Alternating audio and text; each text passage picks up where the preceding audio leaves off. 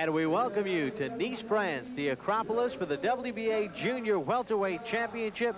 Juan Martin Coggi against Loreto Garza. There you get a look at the 28-year-old Loreto Garza out of Sacramento, California. He is the current USBA champion. He is now ranked 3rd by the IBF, 4th by the WBA, and 7th by the WBC. 26-1-1 with 23 knockouts for Garza, who fights most of his fights in Sacramento, but he's traveling across the Atlantic for the World Championship. And Juan Martin Coggi, being announced to the crowd here in Nice, goes by the nickname of the Whip. And he is the current champion. Won the title on July 4th of 1987, defeated Italy's Patrizio Oliva, ending Oliva's 48-fight win streak. And Coggi, a very plodding type style. And such a significant win over Oliva. He had been rejected several times by American television networks beforehand as far as being a commodity because nobody knew who he was. So he went in against Oliva and scored the major upset and has had a majority of his defenses here in France. He is from Santa Fe, Argentina, born in 1961, December of 1961. His hometown is Coronel Bronson, Argentina, but fights most of his fights in East France. And there is Loreto Garza. Let's take a look at the key numbers, the tail of the tape. Coggi weighed in at 139 3/4 pounds, 3/4 of a pound heavier than Garza. You see Garza with the height advantage and also the reach advantage by 4 inches. And both fighters are 28 years of age. And here are the WBA rules. 3 knockdown rule in effect. Standing 8 count is not. Fighter can be saved by the bell only in the final round. And a fighter who is hit by a low blow must continue after a maximum of 5 minutes or he will lose the fight. And there are intentional foul rules and accidental rules that we'll get to if they are pertinent. So Loreto Garza and Juan Martin Coggi are set to go at it for 12 rounds. Dave, what do you look for early on? Look for both fighters to try and counterpunch and really offset the rhythm of the other. Garza will like to work off the jab and counter with the right hand. Coggi, on the other hand, very methodical style, very awkward. Southpaw backs up often. And we'll see if Garza adopts and goes with the right hand leads, if he thinks that's going to be the most effective way to go after this fight. Garza has the added problem here of fighting on the road. This is really his first trip away from California, and he was fortunate to get this far in his career before he had to get away from there. A lot of fighters do have to abandon home earlier than a world title fight. No, they touch gloves. Coggi with a borderline punch. You know, you mentioned that Garza, 24 of his 28 fights have come in Sacramento. And 20 of the 22 wins have been knockouts. It's a major advantage of being a draw. The promoters can afford to put him on top of cards there, and it's an advantage for him to be fighting at home for everything up until now. The referee is Ernesto Magana of Mexico. Yeah, Coggi a little bit tentative. I'm surprised that Garza hasn't started out faster. You saw Coggi shaking his right hand almost in a casual kind of a way. Both fighters not able to find the mark here in round number 1 at this point, trying to get loose. Garza will give you a lot of head fakes, as we see there. Coggi leans in with a left hand, and he has Garza off balance as they squeeze to the ropes. What you're seeing is 2 fighters who somewhat respect the knockout record of the opponent, and so a little bit of caution and respect is kind of wearing off so far in the pace of the fight. Well, 58% of Coggi's wins have come by knockout, 26 of 45. 8 of his 26 knockouts have come in the second round. You know, Coggi went on record as saying he only wanted to defend his title 5 or 6 times before retiring because he wanted to retire as a champion. This is his 5th title defense. Well, those objectives are nice, and then fighters seem to, when they get to that point, they reevaluate and set new ones. I'm surprised, though, that he didn't say, I'd like to defend it a couple times and then unify. It's where the big money is. Well, it's been a very cautious round number 1 for Loreto Garza and Juan Coggi.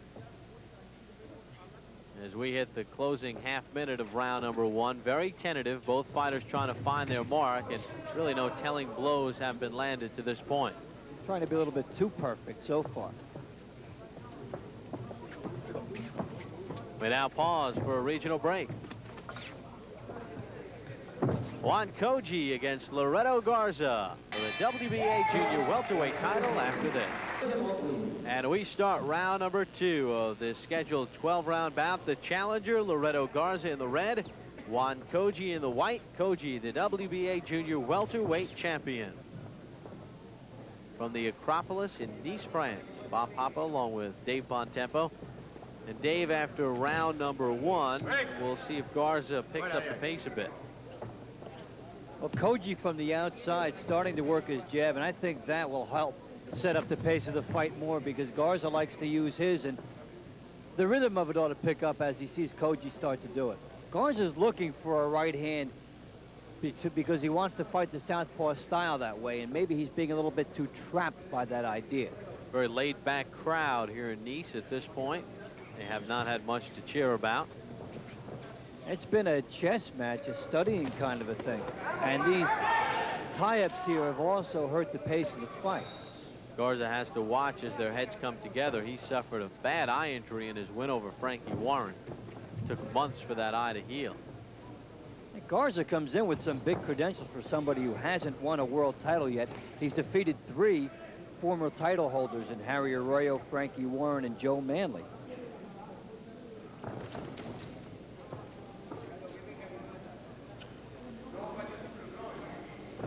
Hit the midway point of round number 2. Garza and Coggi continue to tangle. So far, not many telling blows. Earlier this year, Coggi came up with a win over Jose Luis Ramirez as one of his notable victories. So far, the styles of the fighters offsetting each other, really kind of nullifying a fast pace of the fight because they're both waiting now. Garza starting to pick it up a little bit here.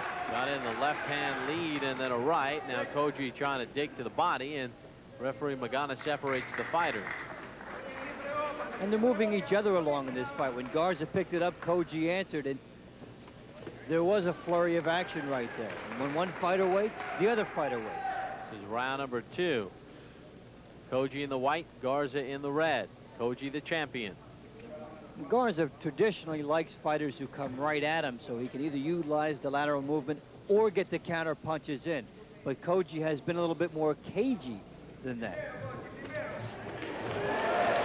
And now Garza trying to muscle Coggi a little bit in the corner and able to score. Better round for Loreto Garza.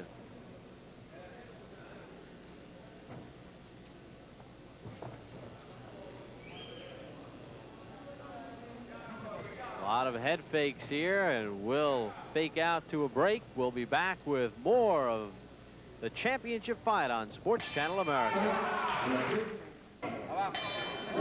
We start round number 3. Bob Papa along with Dave Bontempo, the WBA Junior Welterweight Championship. The challenger, Loreto Garza, in the red, and Juan Coggi, the champion, in the white, the southpaw. Better round number 2 for Garza, and let's see if they can pick it up a little bit more, because at this point, neither fighter really able to score. What Garza did in the last round, Bob, was just try not to be too fine with his punches. He bowled forward and tried to force the pace of the fight that way, rather than waiting and aiming his shots and trying to be absolutely perfect with his punches.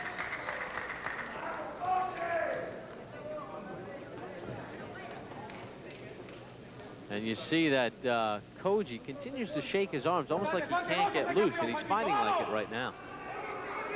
He's trying to be a sharpshooter with the punches he's letting go. And you can't do that against moving targets. Now you see Coggi moving back here. Tough to unfurl a fight plan when you're spending so much time going back. You never get set. Sometimes the fighters just have to let their hands go and wait for things to develop that way. So far in this fight, both fighters a bit reluctant to do so. Well, in most of their fights, they have been the finer technician and they've been the finer puncher. Now in an equal matchup here, they're nullifying each other. Some whistles and boos from the crowd because of the lack of action, and Coggi obliges as he roughs up Garza here in round 3. Just past the midway point. Something Coggi has been waiting to try and do is rush Garza and land the flurries. Take advantage of every punching sequence that he can.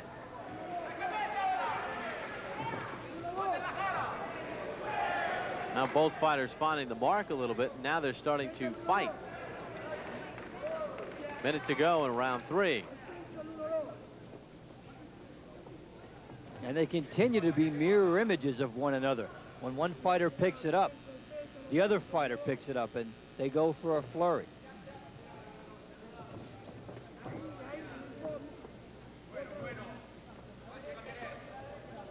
With Coggi's movement and a little bit of the awkward style, Garza has been short with his jab so far. You see Coggi's jab is dramatically short. Final 20 seconds of round 3. A better round for Juan Coggi. Loreto Garza trying to get on track.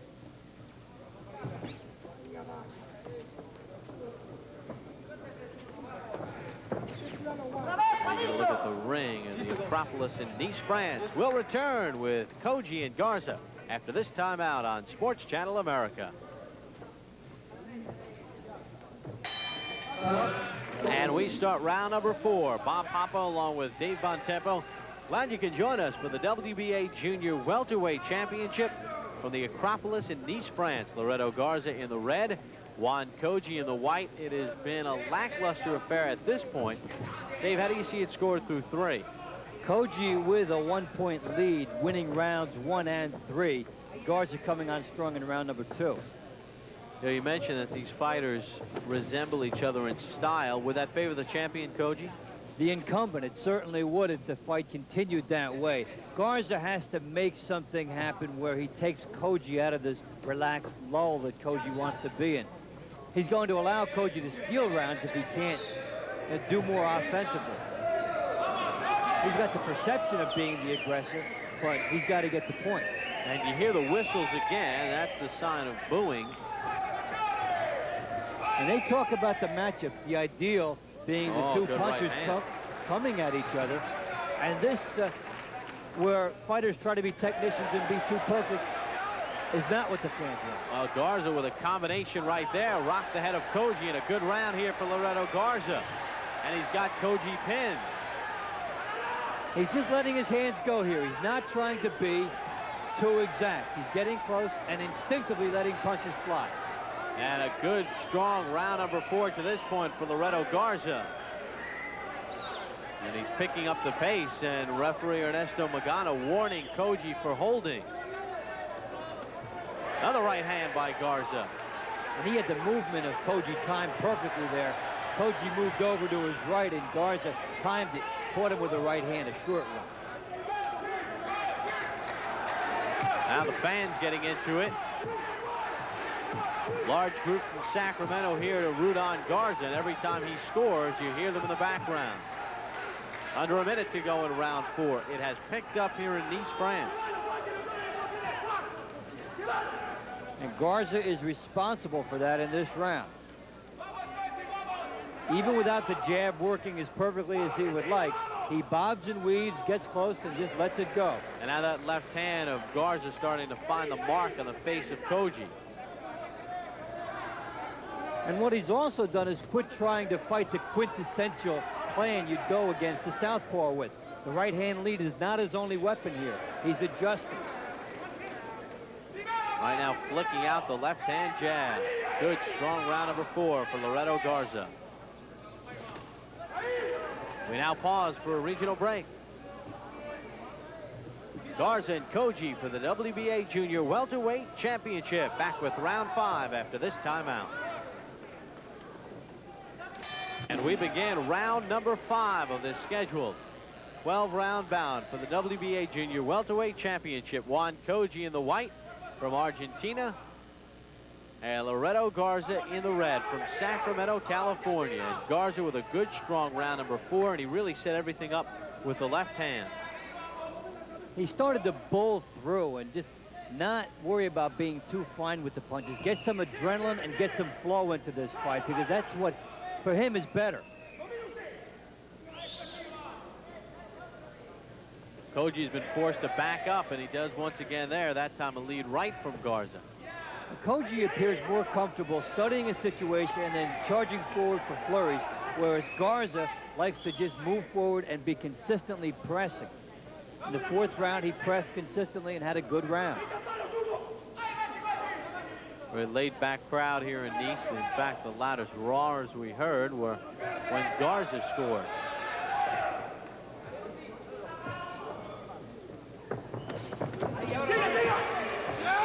Coggi got in a left, a pushing left. Now he scores, and he backs Garza up a bit. Garza trying to hold on. Look at the bulwark of Coggi. Coggi wants a street fight when he can get close like that. He's got a pretty good uppercut. Counter right by Garza scored. Midway point of round 5. This one turning into a fight. And now the fighters have loosened up, and they're not worrying too much about all the technical X's and O's here. They're relying on their natural instinct. One thing they've both done, though, they've both abandoned the body punching.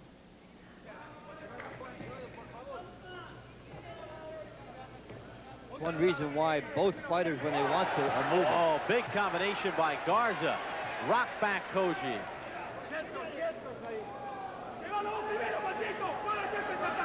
Coggi has hit the canvas before during his title defense in April of '89. His third, he was dropped twice by Haryanka. Still won a 12-round decision. And Garza scores again. He's starting to find a pace. And he's starting to time the right hand of Coggi for a counter shot of his own.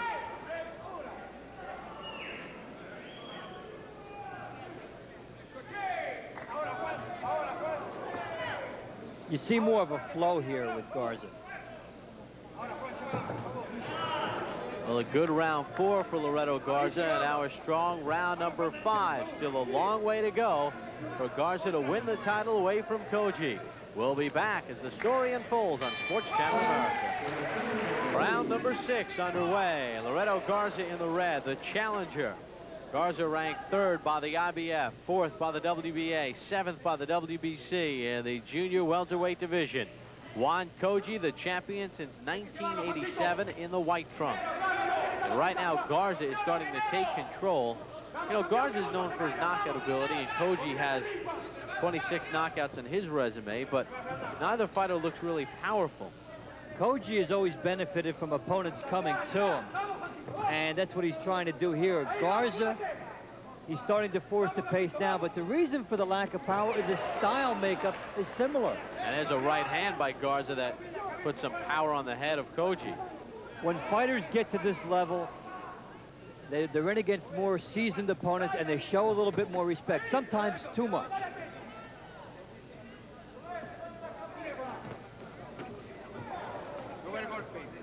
Coggi warned for a low shot there.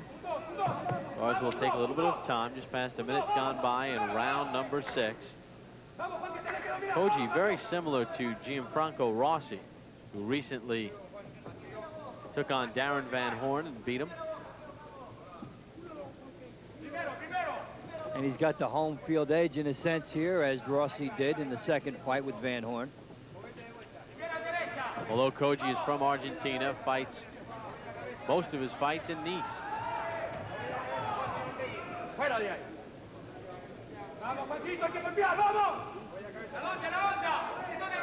Coggi looks like he really doesn't want to gamble at all. When you talk about the knockout power, the lack of it there. When you're setting up one punch at a time and it's not always a power shot, you're looking to pace yourself over the full 12. Garza with a left hand there, a punch to the chest as well, a right hand, and then followed by a left. Under a minute to go in round number 6. You look at that left hand of Garza. If Coggi did want to gamble a little bit there, that right hand is open for him. And Garza inviting and almost begging him to take a shot with that right hand, and Coggi not obliging. There's another left hand by Garza. And a right hand. Taking control here in round number 6. A good round 4, 5, and now Garza coming on strong in round 6. Taking the fight to Coggi.